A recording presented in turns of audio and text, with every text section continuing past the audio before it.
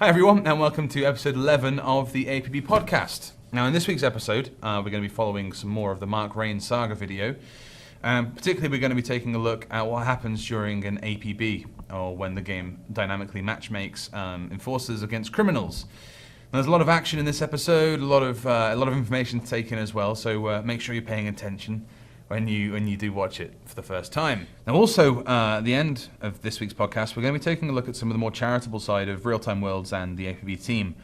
Some of the guys here have been training really hard for the APB 1000 push-up challenge, in which 10 guys are looking to complete 1,000 push-ups each. So make sure you're watching that. There's a lot of ways to get involved, a bit of more information there as well. So stay tuned and enjoy. And yeah, what's happening here, a very important element of APB, is we've got match made. Basically, we've got to a point where everyone's heard about what's going on. The game's thought, right, these guys need some opposition, they're having too much of an easy time, and it just so happened the two guys that had spied the briefcase were what the computer matched us up against. You think we could have shaved 20 pounds off me there? We've got to keep it as realistic as possible. Look at those tree trunk legs.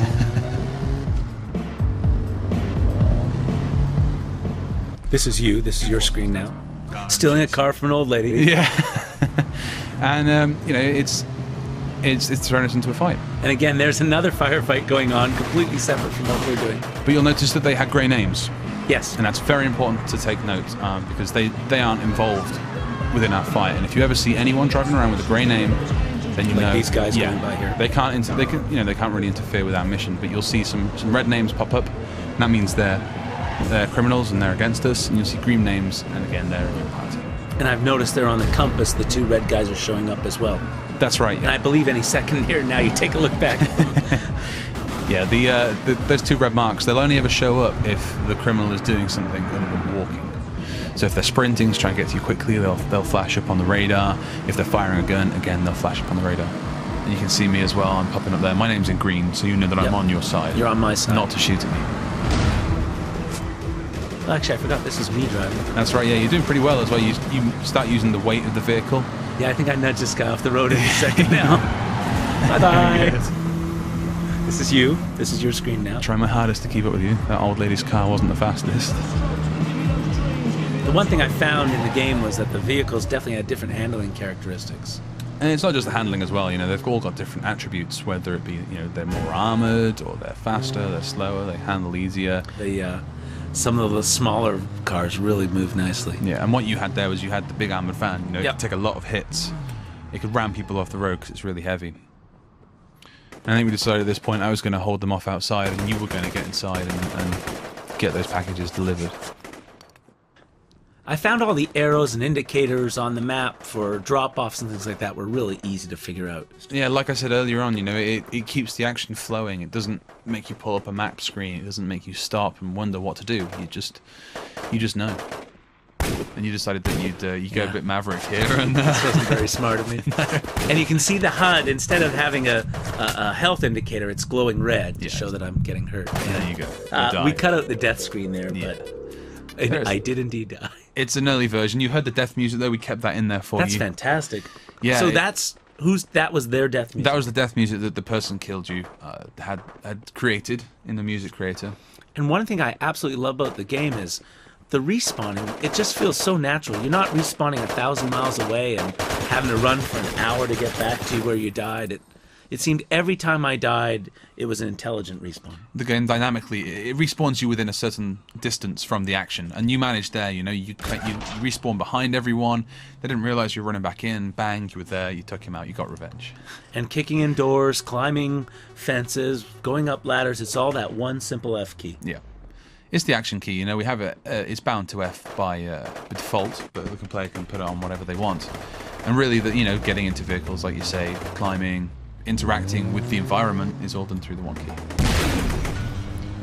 We were quite lucky here, because the drop-off point was just down the road. Did you get back in a car at this point? I didn't know, because it was. I saw you just standing there. Yeah, I'm holding them back, because they're still after you, I'm the easy target. And you can see the game's, it's thrown us into the final stage, 7 of 7, and it's put us into this firefight scenario, in which it's just a 5 kill. Oh yeah, I'm gonna mow him down. I got that kill. You did pretty well. I think here I shot more chairs than people. Maybe that furniture had done something wrong to you, I don't know. The environmental effects are very good in the game. I mean, it really does feel alive. And here we did pretty well, just the two of us against two other people. They didn't call for backup, even though we did pretty well in taking them down.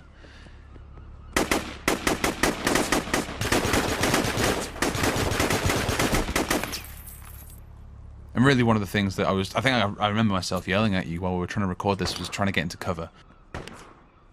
You got to use the environment as cover. Like, you see how he's doing there? He's dug behind the wall, he's running crouching through there, and you're, Here's why I shot all the chairs. your bullets are hitting furniture and not him. Yeah, but you can upgrade your weapons. That's right, yeah, you know, as we go through the game and you do more work for the contacts. See, I went and hid. You did eventually when you realised you were getting hurt.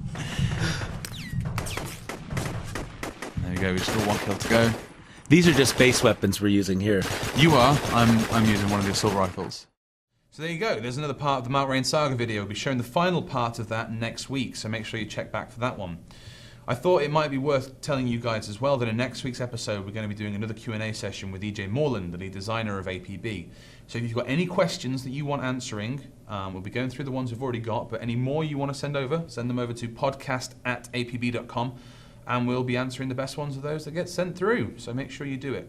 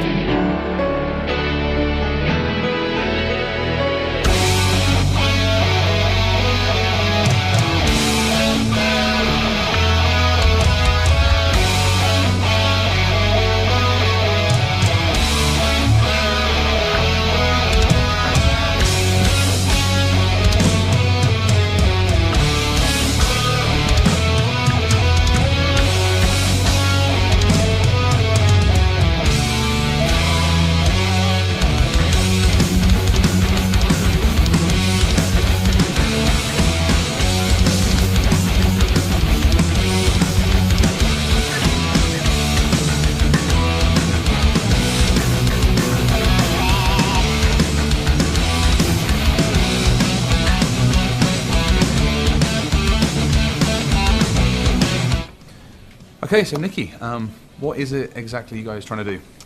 We're trying to do a lot of push-ups.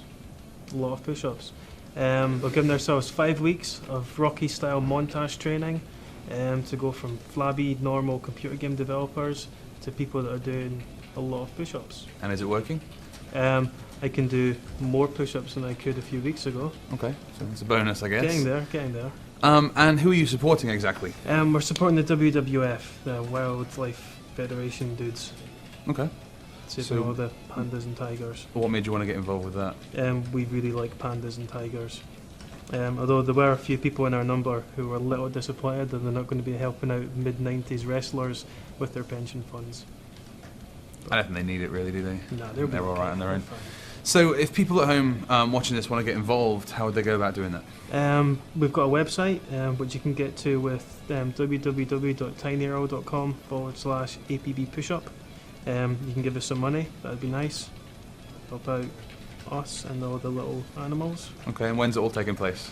It's taking place next Tuesday the 6th of October, about 1:45 in the canteen downstairs at Real Time Worlds, Dundee. Cool. So we'll hopefully get some footage of that as well, and let you guys know how they got on. But yeah, like we say, get involved. It's a good cause. Those pandas and tigers do need saving. These guys have been training really hard, as you've probably seen from the video just before. So yeah, these guys are training. So if you guys can help support, that'd be fantastic.